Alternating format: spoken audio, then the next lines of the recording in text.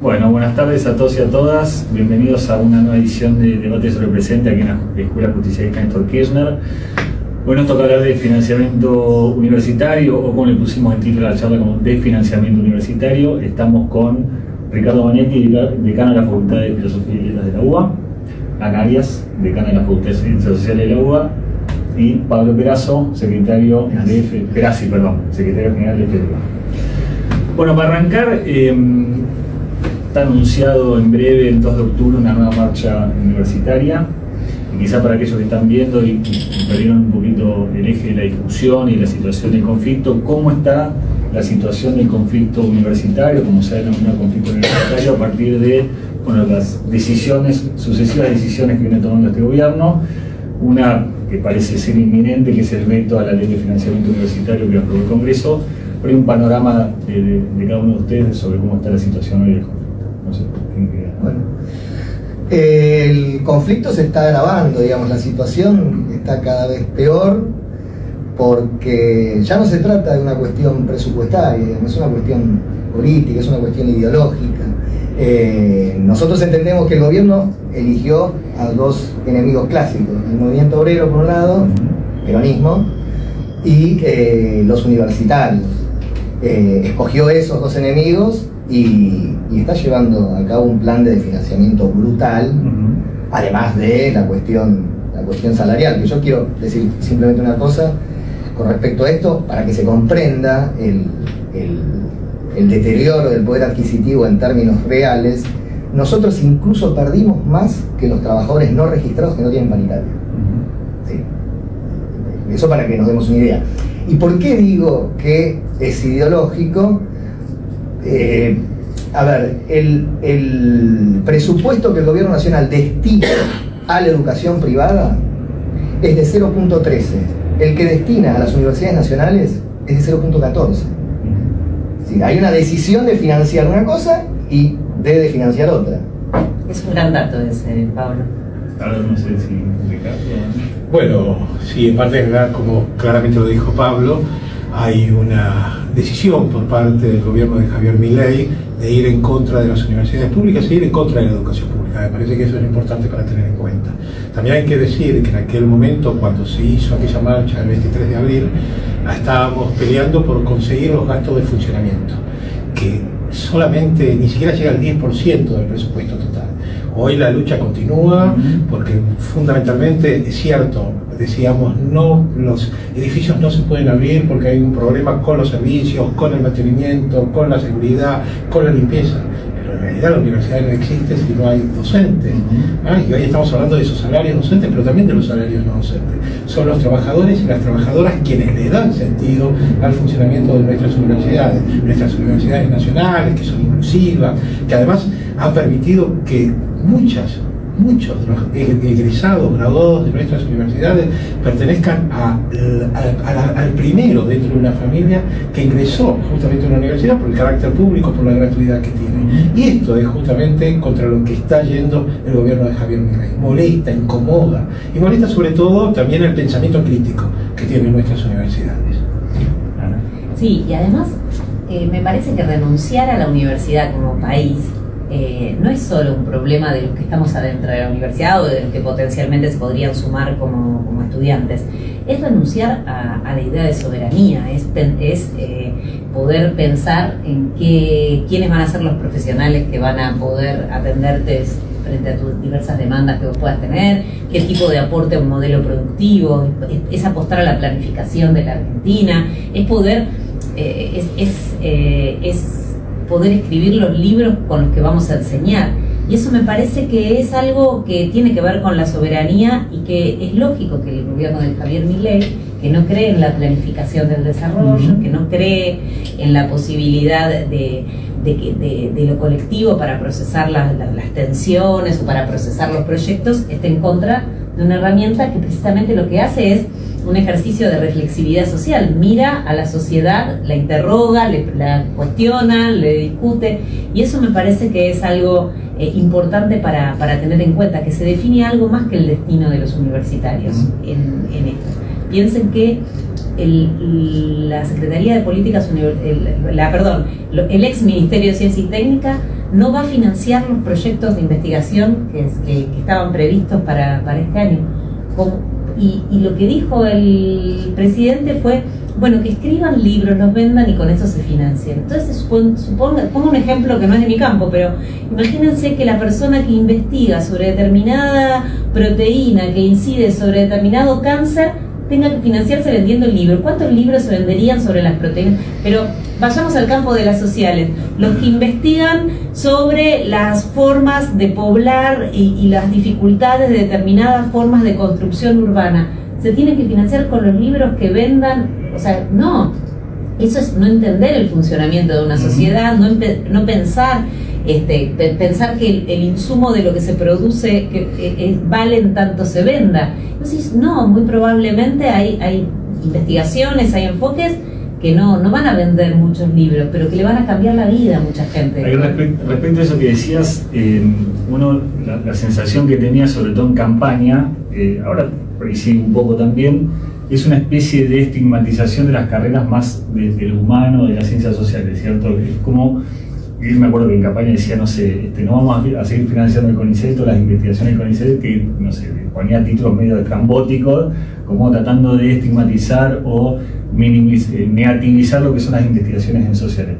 ¿Sienten que sí, una cosa así respecto al gobierno de Javier Milei, o está más extendido inclusive a otras facultades? Mira, hay algo evidente. Hace un mes atrás justamente salió una nota de La Nación, pero que en realidad levantaba lo que se había señalado con respecto a las investigaciones en el ámbito universitario, y específicamente nombraba a 3 carreras que tienen que ver con mi facultad, pero con el resto también de las facultades en el campo de las humanidades. Nombraba que no se iban a financiar investigaciones vinculadas al campo de las letras, de la filosofía y de la historia.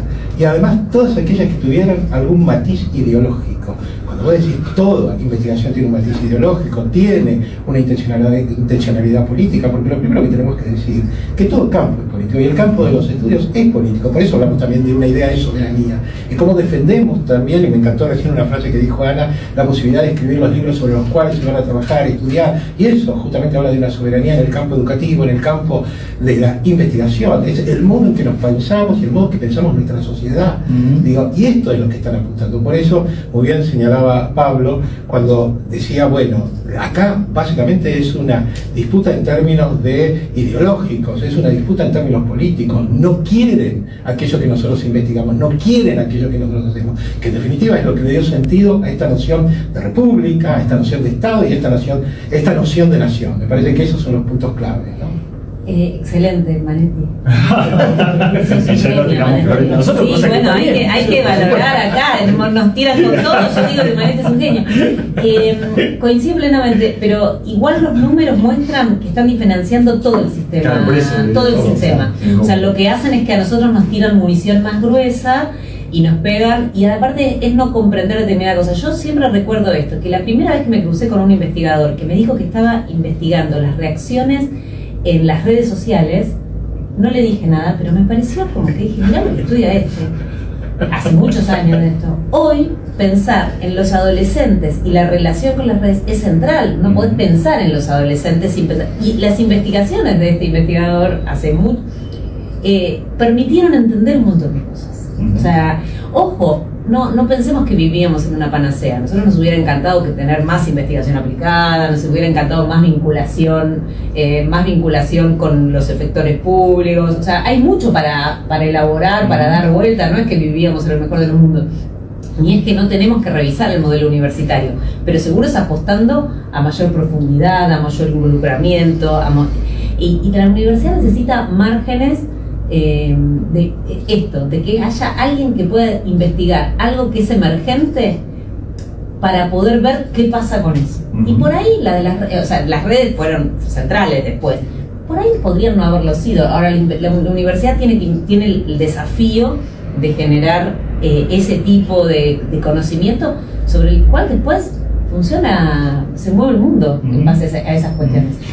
Estaba pensando también en esta cosa del diálogo respecto a, porque digo, la sensación que uno tiene también en conflicto de estas características, que pareciera no haber ámbitos de diálogo, o si los hay, uno va, digamos, predispuesto a dialogar con la autoridad del gobierno, pero ese diálogo parece ser como superfluo, ficticio, digamos, una cosa que no termina de servir o no termina de ser fructífera, como sí pasaba en otros gobiernos, quizá inclusive hasta el gobierno de Macri, que podía llegar a tener una instancia de diálogo y poder acordar algunas cosas o frenar otras, digamos. La sensación que uno tiene, no sé, les pregunto a los tres, es que están las autoridades designadas, hay algunos ámbitos de discusión, de negociación, lo pongo entre comillas, pero que no provocan ningún efecto. Es que no hay, a ver, la mesa de negociación paritaria es un como sí en el cual las autoridades del ministerio, venga Petovelo, Torrendelo, Galleguito Álvarez, vienen, dicen lo que proponemos para este mes es tal porcentaje de aumento, que fue lo último, agosto un 2%, no, agosto un 3%, septiembre un 2%, y no es dialogable, es lo que es eso. Es una provocación. Claro, lo que no quieren es hacer, barrer con el instrumento de negociación paritaria como para decir, bueno, las paritarias son libres, en fin. Pero en los hechos no está sucediendo, es decir, no hay, además de que puede resultar anecdótico, pero cuando se repite sucesivamente, ya más que anecdótico, es un patrón de conducta. Además, el maltrato en esas reuniones es lamentable, digamos. Es lamentable. ¿En qué sentido? Y maltrato, te convocan a las 5 de la tarde, llegan a las 6 de la tarde, te tiran eso, medio que te ningunean, te dicen, ¿es eso? Se dan media vuelta y se van. La ministra se dio media vuelta y se fue, porque le dijimos, no, esto se tiene que discutir. No hay discusión, digamos. No. ¿A usted le ha pasado también en una situación de diálogo con Torrendel o con...? Nosotros no somos convocados. Nosotros tuvimos una reunión, debo decir, en el mes, ahora no recuerdo, creo que en el mes de marzo, abril, básicamente con ANFE, que es quien reúne a todas las facultades del ámbito de Ciencias de la Educación y Humanidades, donde fuimos decanos y decanas de diferentes facultades de todo el país y a tener una reunión con el Galleguito Álvarez, que digamos es el secretario político universitario. Subsecretario político universitario. Una degradación. Que depende del secretario de Educación. En esta idea de degradación que hubo en el ámbito de hoy, que no tenemos un ministerio de Educación. Donde fundamentalmente nos planteó en aquel momento, estamos hablando, creo que un mes antes, o por lo menos 3 semanas antes de la marcha del 23 de abril, donde planteó y me dijo a los decanos y a las decanas, dijo, bueno, pueden decirle a sus distintos rectores y rectoras que en realidad ya está resuelto el tema de los gastos del funcionamiento, ¿no? Imaginar por parte de otros decanos y decanas donde tienen muy acotado el presupuesto, estamos hablando del presupuesto de la Universidad de Buenos Aires, donde fueron muy contentos, incluso terminamos esa reunión y llamaban a sus distintos rectores y rectoras para contarles la situación de que les había dicho que ya estaba resuelta. Básicamente lo que hizo fue mentirnos a un grupo de decanos y decanas y además como tratarnos bien, decir no, acá está todo bien y además va a haber plata para construir aulas, no, todavía hay gastos de infraestructuras que están pendientes el 2023 y que no se van a resolver nunca. Es decir, fue terrible el modo en que nos mintió a distintos representantes de distintas universidades de todo el país. Digo, a partir de ahí vos decís, bueno, con este señor no puedo sentarme nunca más, porque ¿qué voy a creerle? Que si lo que hizo fue mentirnos a un número, como lo voy a repetir, de distintos decanos y decanas de todo el país. Entonces, esto creo que es claramente lo que está diciendo Pablo. Bueno, son reuniones donde cuando vas a plantear la situación salarial no hay ninguna posibilidad de diálogo. Te bajan algo y vos frente a eso, ¿no? Cuando empezás a discutirlo, lo que te hacen es cerrar la puerta e irse. Ahí está el modo en que trabaja este gobierno. Sí, totalmente. Nosotros tuvimos posteriormente la reunión del CODESOC, del Consejo de Decanos de Ciencias y Decanas de Ciencias Sociales. Invitamos a las autoridades, nos dijeron que sí, después suspendieron a último momento, no participaron. Pero no tenemos esa posibilidad de interlocución y sí lo que tenemos es la desesperación de que estamos trabajando en condiciones cada vez más paupérrimas, con salarios de trabajadoras y trabajadores. Los trabajadores no docentes están teniendo salarios muy bajos, los docentes con dedicación exclusiva, o sea, es imposible cada vez más sostener solo el trabajo en la universidad. Y nosotros ya vivimos esto en los 90 y sabemos de la degradación que supone para la formación, de la degradación que supone cuando cuando se convierte en un hobby dar clases. Entonces, me parece que eso nos asusta mucho, nos asusta, insisto, por todo lo que supone de la degradación del sistema. Y de ahí, respecto a eso que decías y comparabas recién con los 90, les quería preguntar si ven, digamos, partiendo del conflicto respecto al financiamiento educativo, algún tipo de particularidad, porque ya ha habido varias definiciones respecto a este gobierno que han ido desde distopía hasta desopilante, no sé, ya ha habido varias definiciones respecto a esta gestión o este proyecto. ¿Cómo definirían ustedes este experimento en ese sentido? Digo, tomando en cuenta esto que decíamos recién respecto al diálogo, la falta de diálogo, respecto a la degradación salarial. Digo, es la peor situación que vivió la universidad en términos salariales, de infraestructura, etcétera. ¿O ha habido, o todavía hay registro o antecedente de una situación mucho peor, digo, no sé, sacando quizá la dictadura militar, pero estamos ante un gobierno llevando adelante una política de las peores en la historia respecto a la universidad? Digo, las comparaciones son odiosas, ¿no? Porque digo, el sistema universitario en los 90 era la mitad o incluso más chico que el sistema universitario, que aún con todas sus falencias, bueno, es un sistema universitario un poco más robusto, entonces es difícil establecer ese tipo de comparación. Sí, lo que tenemos que decir es que como en los 90 tenemos un 85% de los trabajadores docentes por debajo de la línea de la pobreza. Eso es así. Para que nos demos una idea, hoy vi los datos nuevos. Un ayudante de primera con dedicación exclusiva, sin antigüedad, sin antigüedad, son 540.000 pesos en mano, ¿no? Una persona que probablemente tenga, esté transitando estudios de doctorado, ya un profesional, bueno, eso es lo que, digamos, lo que gana. Entonces, y recién Ricardo decía, porque terminamos naturalizando, ¿no? Tenemos Secretaría de Educación y Secretaría de Ciencia y Técnica. Es como, digamos, es insólito. Es muy interesante esto que vos al inicio dijiste, el gobierno eligió dos enemigos, ¿no? El movimiento obrero organizado y la universidad o la comunidad. Yo creo que en realidad estos son los dos sectores que tienen capacidad política de resistencia, por eso confrontan, porque en realidad es lapidario con todo el sistema público. Lo que está sucediendo con el nivel primario y haber quitado el fondo de incentivo docente es una bomba atómica a la posibilidad federal de pensar la formación, y es algo terrible. Lo que está sucediendo en ámbitos, yo por ejemplo trabajo con muchas colegas de las infancias, o sea, el desarme de la Secretaría Nacional de Adolescencia y Familia, los programas está siendo absolutamente demoledor. Me parece que en el caso del movimiento obrero y de la universidad estamos pudiendo enfrentar esta situación, pero no creo que sea exclusiva en términos en términos del ataque hacia lo público. Sí, lo que señalaba Pablo muy bien, el deterioro salarial es muy grosero, pero me parece que es el conjunto de lo público lo que se atiende, y no casualmente de lugares de cierta responsabilidad social en términos de sostener determinada vincularidad, de ciertas formas de protección. Sí, algunos puntos para agregar sobre lo que dijo Ana y Pablo, que lo explicaron muy bien la situación. Lo primero que quiero señalar es que cuando Pablo habla de un ayudante de primera con dedicación exclusiva, es decir, que es un porcentaje mínimo dentro del ámbito de nuestra universidad y del resto de las universidades.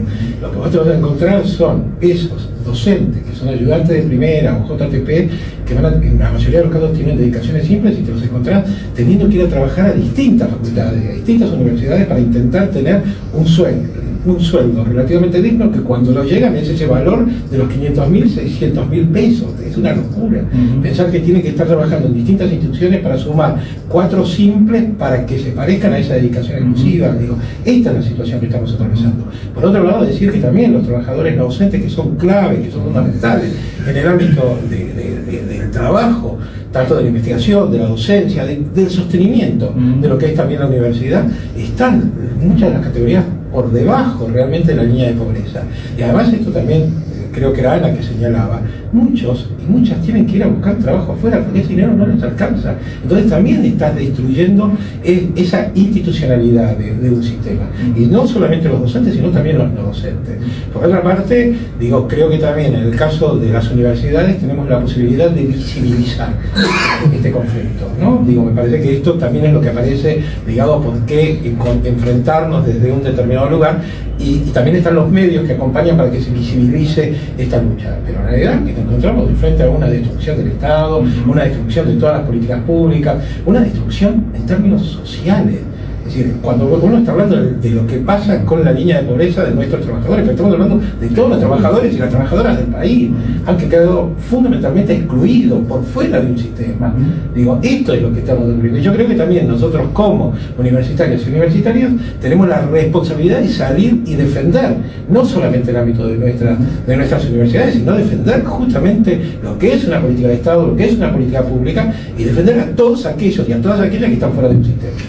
Ahí lo decíamos al inicio que es inminente una nueva marcha universitaria para el 2 de octubre, y yo les quería consultar porque ustedes están en contacto diario, digamos, con la comunidad académica o la gente que transita por tanto la Facultad de Filosofía y Letras como las facultades sociales y bueno, también los trabajadores. ¿Qué nivel ven ustedes, un nivel de conciencia alto respecto a la gravedad de la situación en esa comunidad con la cual ustedes están en contacto diariamente? ¿Hay más allá del nivel de conciencia, un hartazgo, un cansancio, una gota respecto a esta necesidad de salir a luchar nuevamente a la calle para frenar políticas de nuestras características? ¿Cómo ven esa situación, ese nivel de conciencia respecto a la gravedad, tanto los trabajadores como la comunidad educativa? Los niveles de conciencia se construyen, digamos. Dicho sea de paso, en esta semana tenemos hoy, mañana y pasado 3 días de protesta y visibilización del conflicto, y jueves y viernes paro. Entonces, vuelvo a repetir, tenemos que generar ese clima y al mismo tiempo, no solo para el adentro, para el intramundo, sino también convocar al extramundo. Hay toneladas de graduados universitarios y graduadas universitarias en este país. Ellos tienen que venir a la marcha. Ellos, su familia, los abuelitos, los tíos, todos tienen que venir a la marcha. Porque la universidad pública, hace poco salieron unas mediciones, no sé qué confiables son, pero que ubicaban a la universidad pública arriba en el índice de confiabilidad. Entonces, me parece que eso es lo que expresó la marcha del 23 de abril, y eso es lo que va a expresar la marcha del 2 de octubre. ¿Coinciden? Sí, coincido absolutamente con lo que está diciendo Pablo. También es un trabajo que también estamos haciendo, como señalaba, de acá hacia el 2 de octubre. Esta semana, por ejemplo, en el caso de la Universidad de Buenos Aires, mañana va a haber un abrazo simbólico a las 10 de la mañana al Hospital de Clínicas, y además creo que también es la evidencia de un espacio que habla de esa política pública por parte de nuestra universidad. Es una institución, es un emblema el Hospital de Clínicas, y yo creo que lo que va a ocurrir es que no vamos a ir solamente aquellos que formamos parte del ámbito de la Universidad de Buenos Aires, sino que va a ir la comunidad también a abrazarnos, como ocurrió en los preparativos para el 23 de abril. Me parece que estos actos que tienen esa marca simbólica, pero que en definitiva hablan de algo concreto, ¿no? Hoy la situación hospitalaria de los diferentes universitarios, de los diferentes hospitales universitarios, es muy crítica. Es muy crítica lo que pasa con los residentes, es muy crítica lo que tiene que ver también con la posibilidad de subsidiar también esa gratuidad. Que eso me parece que es clave y es fundamental, y esto tiene que estar sostenido por el Estado y está sostenido por nuestra universidad. Me parece que son puntos claves que tenemos que defenderlo. Por otro lado, entre las acciones que va a haber está el paro que se plantea para los días jueves y viernes, pero por otro lado también se están preparando clases públicas para el lunes y el martes de la semana que viene, para prepararnos para el miércoles 2. Hay muchas acciones que vamos trabajándolo, y me parece que también el éxito del 23 es que no solamente éramos universitarios y universitarias, sino que el resto de la comunidad, incluso aquellos, como yo digo siempre, ni siquiera aquellos que hayan hecho una carrera universitaria, a veces pasar por una materia, pasar por un curso de extensión, pasar por una instancia, te transforma cuando pasas por el ámbito de la universidad pública. Y además están los deseos de aquellos que no pudieron acceder, pero quieren que sus nietos, quieren y defienden, porque está en el imaginario de todos tener a un graduado o graduada de nuestras universidades nacionales y públicas. Ahí pensaba en esto, porque yo les preguntaba respecto a la Universidad de Buenos Aires, decía Ricardo respecto a la Universidad de Buenos Aires, en el diálogo quizás si tienen con otros decanos de otras universidades del resto del país. ¿Cómo, para salir quizá un poquito del AMBA, digamos, o la situación de Buenos Aires, ¿cómo ven la situación en otras provincias, o si han podido hablar con otros decanos, cómo es la situación que plantean ellos en otras universidades? Bien, bueno, en realidad es interesante que el sistema universitario se ha movilizado de manera muy unánime. Esto es algo inédito y creo que tiene que ver con la gravedad del impacto de los agravios y del financiamiento. Decíamos, esto no es una apuesta al ajuste, esto es directamente un atentado en funcionamiento. Y creo que eso implica que hay como bastante homogeneidad en el sistema. Incluso te diría que hay provincias que denuncian que han tenido también desde lugares provinciales ataques. Recuerdo el caso de Mendoza, donde hubo una vicegobernadora que dijo hay carreras que deberían ser hobbies, hablando sobre las humanísticas y las sociales. Entonces me parece como que hay una ofensiva contra lo público y la universidad es un lugar muy importante dentro de ello, en varios lugares. Incluso creo que hay algunas universidades, algunas provincias que la están pasando peor. Pero me parece que sí es reivindicable que tanto el conjunto de la vida universitaria está manifestándose, está teniendo posición. No hay grises en esto. Esto es algo muy, a diferencia de los 90 que vos señalabas al principio. No es que está el sector mileísta del sistema universitario, o ni siquiera mileísta, el sector que adhiere a estas políticas con sus matices. Que la quieren arancelar, por ejemplo, quisieran arancelar, no. Es más, hoy por lo menos yo no tengo claridad de que exista este sector organizado, que suponga una línea en el país, o sea, no hay una política de vinculación con el sistema para reorientarlo hacia determinado enfoque. Hay directamente un atentado porque forma parte de su idea, ¿no? Esta cosa de hay que destruir el Estado desde adentro. Entonces, bueno, lógicamente esto genera su resistencia. Esperemos que tengan capacidad de instalar socialmente esta defensa. Ahora, bueno, pareciera ser inminente una definición respecto a un posible veto. Bueno, por lo menos está instalado así mediáticamente, de que se viene un veto de parte de Milei respecto a la ley de financiamiento universitario.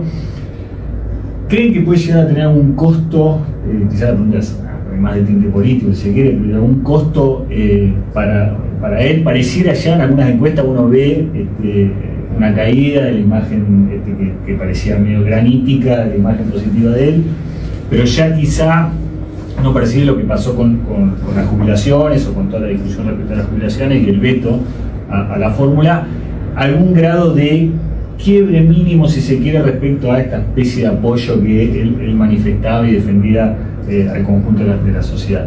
¿Creen que puede haber un costo inclusive mayor y seguir acrecentando de alguna manera el deterioro de su imagen, o creen que eso vamos a esperar a ver qué sucede, pero si vos vetás algo que ya está recontra instalado y que es un símbolo de la sociedad argentina, es imposible que no tenga un costo. Bien. De acuerdo. Sí, yo sumo a esto, vos señalabas el caso de los jubilados, ¿no? Yo creo que el costo se está viendo en este momento. Creo que la evidencia fue incluso el llamado apagón que se provocó en el momento en el cual el presidente iba a presentar justamente el presupuesto para el 2025. Me parece que ahí está. ¿El apagón decís el apagón? El apagón mediático. La gente no lo quiso ver, no quiso escuchar, cuando en realidad salía él pensando que iba a tener un apoyo total. Creo que ese apagón, que fue tan impactante para todos los medios, impactante inicialmente, me imagino, para Javier Milei, porque me parece que eso también tiene que ver como aquello que él pensó que había ganado con el veto justamente a la ley de jubilación y que se le volvió en contra, que no se volvió en contra en ese primer momento porque contó, cierto, con el apoyo de una cantidad de diputados que no imaginábamos que iba a tener. Pero luego la sociedad le respondió con algo muy fuerte, que es apagar su imagen en los medios, donde para él el tema de los medios es clave y crucial. Entonces me parece que eso también fue como una respuesta frente a lo que ha acontecido. Y por otra parte, en este sentido me parece que cualquier medida que él vaya a tomar, por eso creo que no lo está haciendo en lo inmediato, porque debe estar revisando una serie de cuestiones, sabe cuál es el costo de meterse con algo tan simbólico, tan fuerte como son nuestras universidades nacionales. Más allá que yo creo que hubo un intento y a veces también Por eso es clave la presencia también de las universidades más grandes para apoyar al resto de las universidades, porque hubo una decisión de estigmatizar sobre todas las universidades del conurbano. Digo, ahí hubo un deseo de estigmatización, hubo una persecución también por parte de algunos medios, por eso digo, hubo algunos medios concretos que salieron a plantear quiénes eran esos rectores, esas rectoras. Digo, fue terrible lo que se hizo en una casa de brujas. Entonces me parece que también ahí tenemos una responsabilidad, otras universidades también, de acompañar y defender fundamentalmente eso que fue uno de los grandes logros, ¿no? Claramente lo señalaba Pablo. Bueno, la realidad de los 90 no es la realidad que vino posteriormente para pensar la educación y el ámbito de las universidades nacionales, con el crecimiento que tuvo, con el desarrollo de las políticas de investigación, para hablar de soberanía educativa, para hablar de soberanía de investigación. Todo eso que se logró justamente a partir del gobierno de Néstor y luego de Cristina, a todo eso es lo que se apuntó, ¿no? Eso es lo que sigue estando apuntado. Pero hay algo ahí que la sociedad finalmente responde, que importa la educación pública, que importan nuestras universidades, y el sentido que tiene en el campo simbólico. Me parece que eso va a ser difícil de destruir. Sí. Está muy bien lo de traer la estigmatización que tuvieron algunas universidades. Argentina tiene un piso histórico inédito, que es que 1 de cada 4 jóvenes de 18 a 24 años participa del nivel de educación superior, pensando en las universidades y los institutos. Y eso es una realidad que se vive, digamos. Y esto se logró en parte gracias a que tenemos una universidad por provincia, que tenemos universidades en los territorios, en territorios que facilitaron los accesos de manera real para un conjunto. Y eso es bastante sublevatorio. Porque yo creo que no molesta la formación de la élite que siempre tuvo. Lo que molesta es que 1 de cada 4 en un país que tiene un 60% de pobres, quiere decir que el hijo de la empleada doméstica puede ser profesional. Yo el otro día estaba dando clase y una estudiante dijo, cuando tenían que presentarse de qué trabajan, dijo, y aparte dijo, soy empleada de casas particulares. Y me encantó porque dijo empleada de casas particulares. O sea, utilizó la definición formal de su rol, y eso es sublevatorio. O sea, eso genera un enorme malestar. Ahí respecto a esto, a lo que decías recién, digamos, de los trabajadores y demás, estaba pensando en algo por ahí para Pablo, que tiene que ver con la representación sindical. Digamos. Hace poquito Cristina, en un discurso en Merlo, si no recuerdo mal, se metió con la cuestión hizo referencia a alguna especie de crisis, si se quiere, o de situación crítica respecto a la representación sindical, o cierta lejanía que hay entre los trabajadores y sus representantes sindicales, producto de varias cuestiones, digamos, ¿no? O sea, la aparición de nuevos empleos, las nuevas plataformas, etcétera. Quería preguntarte cómo está esa situación en los trabajadores universitarios, digamos, ¿no? Si hay una fidelidad, si hay una especie de compromiso concreto respecto a esa representación, la participación sindical. ¿Cómo está la situación en FEDUBA en particular respecto a la representación y a la representación? Primero me parece que lo que señalaba la compañera Cristina es hay una crisis de representación en general. No puede, digamos, la representación sindical ser ajena a esta crisis del sistema, podemos decir. En ese sentido, comparto lo que dijo Cristina en relación al mundo universitario, a los trabajadores docentes que somos lo que nosotros representamos. Primero hubo que hacer un esfuerzo mayor que en otros sectores laborales. ¿Por qué? Porque el docente universitario, no digo ya de las facultades donde hay, digamos, un activo político instalado, sino en general, no se sienten trabajadores o les cuesta sentirse trabajadores del mismo modo que pasa, yo soy investigador del CONICET, en el mundo científico, es decir, le cuesta, hay una suerte de torre de cristal, están allá arriba y le cuesta identificarse con otros tipos de trabajadores. De todos modos, con el gobierno, sobre todo de Macri, de la Alianza Cambiemos, y ahora con el de Javier Milei, ante la amenaza ya no latente, ya no potencial, sino efectiva, concreta, las tasas de afiliación crecen. Entonces, de hecho, quiero decirlo, estamos en la semana de afiliación de FEDUBA también. Bien, perfecto. no sé si ven ustedes una situación, quizás el punto tema, ya que no en un sindicato, esa cuestión de la representación que señala la compañera, ¿lo ven, comparten algún tipo de mirada respecto a ese diagnóstico? Sí, digo, acá Pablo, bueno, planteó, me parece de manera muy clara, la situación que también se da dentro del ámbito universitario, ¿no? Yo creo que es algo que también aparece muy marcado dentro de las que son las universidades centenarias, vamos a decir. Me parece que tiene que ver también con determinados modelos, que tal vez no ocurra lo mismo en otras universidades más recientes, que tienen otra caracterización, me parece eso en ese sentido.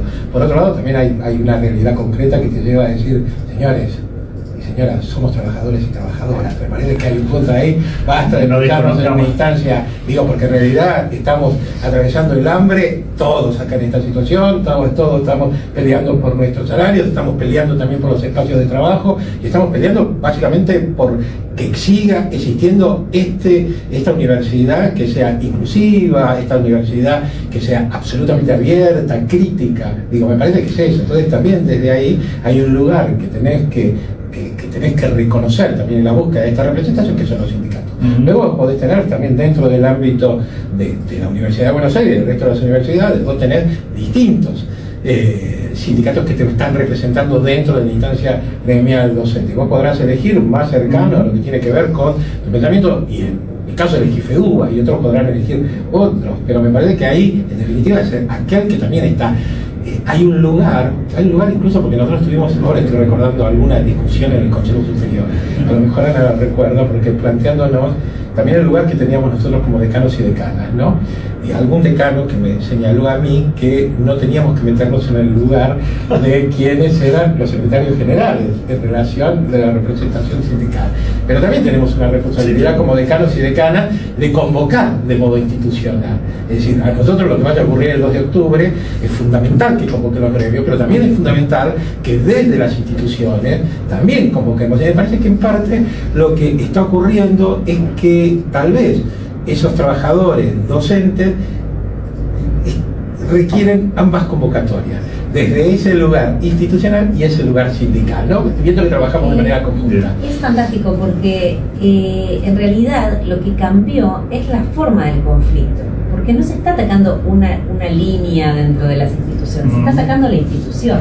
Entonces, como se está atacando a las instituciones, en este caso las universitarias, pero podríamos llevarlo, es lógico también que la reacción de quienes nos tocan provisoriamente, porque aparte nosotros somos electos, o sea, la tarea de conducción de esa institución, tengamos un lugar importante en esa reivindicación, porque no se está discutiendo un enfoque, no se está discutiendo una línea se discute la validez de lo público, la validez de lo universitario. La existencia. Claro, yo no recuerdo otra etapa en la cual haya habido una manifestación encabezada por rectores.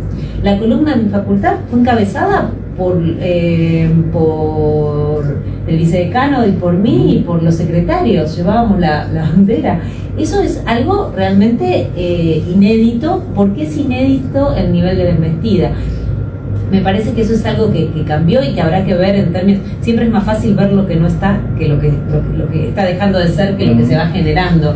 Pero hay alguna reacción ahí de la participación institucional que me parece que es muy diferente en esos momentos, y también hay te pone en jaque las formas de defensa, porque, por ejemplo, una medida a la que seguimos apelando y que sigue teniendo mucha validez y que yo reivindico, como la huelga, es muy complejo a alguien que te dice te voy a vaciar, decir ojo que te vacío. O sea, es una etapa realmente por eso comparando con los 90, incluso con las embestidas que hubo sobre lo público a partir del 2015, esto es efectivamente, tiene muchas cosas que son inéditas. Bueno, yo ahí, para ir cerrando el chat, tengo dos preguntas como finales, digamos, pues hacemos una reflexión general. Y como estamos en la Escuela Justicialista Néstor Kirchner, y tomando lo que decía Pablo recién, de que en momentos de conflicto se incrementa esa tasa de afiliación, ¿cómo es la relación entre el peronismo o el campo nacional y popular o el kirchnerismo, inclusive tomando como antecedente la reciente elección de centro de estudiantes, donde, por ejemplo, una facultad como arquitectura ganó un centro o ganó una agrupación muy vinculada, muy identificada con el peronismo?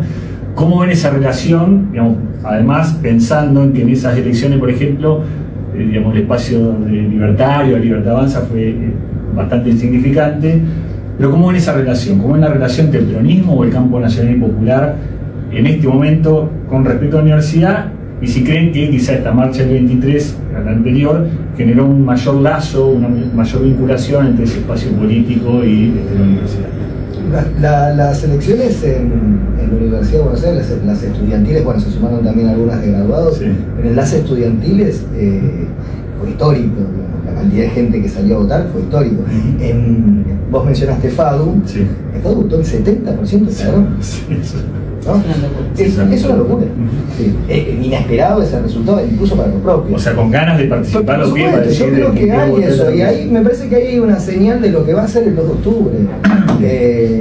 Y por otro lado, no solo el kirchnerismo recuperó el sexo, el de ciencias sociales, avanzó en el de FADU, sino que también hubo un retroceso de consejeros directivos del radicalismo universitario. Así que nada, digamos, el escenario está, el resultado está abierto, ¿no? Es decir, hay que ver, pero está claro que hubo un avance de sectores vinculados al kirchnerismo. Ana. Me encanta esa idea de que el peronismo recuperó el sexo, me parece bueno, ¿por qué no? hermoso. Se había La perdido, ¿no? sexual me parece divino. Ya lo dijo. Yo estoy a favor. No, a mí me parece que hay un acercamiento de jóvenes universitarios al peronismo que no existió en otros años. Hace un tiempito hicimos una jornada en la facultad, que era un berrinche mío personal, para discutir la vigencia del pensamiento de Perón. Porque Perón, ustedes entren a buscar los... Esto Foucault no, ¿qué Foucault? No, acá vamos a hablar. Como hicimos eso, vos entrá en el buscador más democrático de citas, que es el Google académico, y la comunidad organizada tiene 150 citas en textos académicos. Si entrás, son la mayoría de autores de otros países. Perón no es un autor citado en la Academia Argentina. Sí, los escritos sobre Perón. Pero Perón, o sea, y aparte de obras como, qué sé yo, Conducción Política, La Comunidad Organizada, textos que han participado enormes generaciones de militantes, los han discutido, parece como haber un cierto pudor intelectual en su citación y qué sé yo, y eso sigue pasando, ¿no? O sea, bueno, pero hicimos esta actividad y se llenó. Y yo dije, voy a estar yo, mi madre que vendrá, seguramente. Mi compañero que nos conocemos, bueno, compañero. Es muy buena y nadie más. Y se llenó de jóvenes genuinamente interesados en eso. Está muy bueno, qué sé yo, pero me parece que hay un acercamiento al peronismo como idea también de las nuevas generaciones, que en la universidad es interesante. Es interesante la reivindicación. Hay muchas agrupaciones de muy diverso tipo, y me parece que en el caso de la facultad en la que yo tengo la posibilidad la dicha de ser decana, que haya habido un conjunto de agrupaciones, no todas, pero mayoritariamente peronistas, que hayan ganado el centro, es un dato enorme. Ricardo. Sí, coincido además tanto con lo que dijo Pablo, con lo que dijo Ana. Me parece que hay realmente un crecimiento importante dentro de la participación estudiantil, pero sobre todo ligado también a recuperar las ideas del peronismo, ¿no? Me parece que eso es clave. Y también fundamentalmente pensándolo dentro del movimiento nacional y popular. De ahí también la presencia, en el caso de Filosofía y Letras, que el centro de estudiantes, pero también la mayoría en las juntas departamentales y en el consejo directivo lo viene ganando el colectivo, que tiene que ver también con una decisión política ligado justamente al movimiento nacional y popular de distintas fuerzas que se juntaron y armaron este colectivo con un pensamiento atravesado por el kirchnerismo, sin ninguna duda, pero que apostaron también, y en este caso me parece que es importante, a formar parte de la gestión. Que eso también habla de otro modo de involucrarse para ser partícipe de un ámbito donde hoy nosotros en nuestra facultad tenemos 3 subsecretarias que son estudiantes, 2 en el ámbito de la extensión universitaria y el bienestar estudiantil, pero también una subsecretaria en el ámbito de la Secretaría académica, que me parece que eso también es clave, porque permite redefinir las políticas, no solamente en términos de bienestar, sino en términos académicos, donde los y las estudiantes participan. Me parece que, pero eso también requería de una decisión política por parte de las y los estudiantes. Me parece que ahí nosotros de algún modo señalamos que hay un paso que dio Filo, que tal vez también ayuda para pensar al resto, digo, para llegar al caso de Faudo. A mí yo me siento muy feliz con lo que pasó en Faudo, decir, porque yo soy profesor titular, yo soy profesor titular de Faudo, entonces yo estoy con, digo, F y F, Filo y Faudo, pero en ese sentido soy profesor titular de Faudo. Realmente es importantísimo lo que ocurrió, es importantísimo cómo ganaron esas jóvenes, porque además hay que decir también la presencia de las mujeres, fundamentalmente ganando ese centro de estudiantes, que también lo que ha hecho es provocar una serie de interrogantes y repensarnos a los otros claustros. ¿Cómo seguimos trabajando como porque se pensaba que la situación no se iba a modificar, que ya había algo que tenía que ver con FAU, con algo histórico, y acá lo que hizo es demostrar el centro estudiantil que era posible la transformación y un cambio dentro del ámbito de la universidad y en este caso de la Facultad de Arquitectura y Diseño. Bueno, agradeciéndole a los 3 que hayan participado, la verdad que fue un gustazo haber estado con ustedes y charlar sobre este tema. Les quería preguntar a modo de reflexión, recordando a todos los compañeros y compañeras la importancia de participar el 2 de octubre en la marcha. Una reflexión respecto a cuáles podrían llegar a ser los desafíos para el campo nacional y popular en general y para la comunidad educativa superior en particular. Una vez que vamos a hacer una proyección, difícil hacerlo, pero vamos a hacer una proyección, una vez que esta experiencia gubernamental, política, etcétera, termine de alguna manera, ¿cuáles creen ustedes que van a llegar a ser los desafíos o cosas que han quedado en el tintero de gestiones anteriores y que hay que necesariamente encarar en un nuevo proceso nacional y popular que esperamos que venga pronto? Una reflexión en ese sentido. No, yo creo que, digamos, el sistema político en su conjunto, te diría, tiene que generar los anticuerpos para evitar experiencias políticas de estas características. Digo, no porque no nos merecemos esto, sino porque es verdaderamente dañina para la sustentabilidad democrática este tipo de experiencias políticas. Entonces me parece que ahí, sin tener miedo, hay que dar todas las discusiones que haya que dar a puerta cerrada y a puerta abierta. Todas las discusiones que haya que dar sin ponernos colorados, sin enojarnos, y llegar a acuerdos mínimos respecto del funcionamiento del sistema institucional y democrático, porque se están llevando puestas no solo todas las garantías constitucionales, se está llevando puesto el país, y eso no lo podemos permitir así como así. Ana. Sí, yo creo que la de extrema derecha en Argentina está haciendo, coincido plenamente con lo que dijo Pablo, pero está dando respuesta a un conjunto de preguntas que quizás haya que animarse a poder responder de otra manera y no enojarse cuando uno se enoja mucho con la respuesta, corre el riesgo de enojarse con la pregunta, ¿no? Es decir, frente a la inseguridad, la extrema derecha dice bala, 2 sílabas, concretísimo. Y uno puede no deja de ser una solución. Claro, entonces uno por cómo se enoja con esa situación que es terriblemente violenta, que genera más violencia, que en vez de resolver la violencia la genera, uno se enoja muchas veces con la pregunta. Y la pregunta de cómo hacemos para vivir juntos de manera menos violenta es una gran pregunta. Digo, me parece que hay que animarse a encarar, ojalá la universidad pueda aportar, no únicamente, porque no es un problema de conocimiento, el problema de la etapa solamente, pero también es un problema de conocimiento, animarnos a aportar, a generar las condiciones que nos hagan posible responder dentro de ámbitos que contribuyan a generar una apuesta a lo colectivo, una apuesta al respeto por los derechos, una apuesta a la solidaridad, no como esa cosa angélica de ocupación fuera de tiempo, sino la responsabilidad social efectiva por el conjunto que requiere la etapa. Yo creo que hay posibilidad. Bueno, Ricardo. Yo quiero retomar algo que tenía que ver con los estudiantes que decía recién. Me parece que va ligado también a algo que dijo Pablo, esta discusión que hay que dar abierta hacia adentro y hacia afuera, y hay que poner todos los temas sobre la mesa y debatirlo.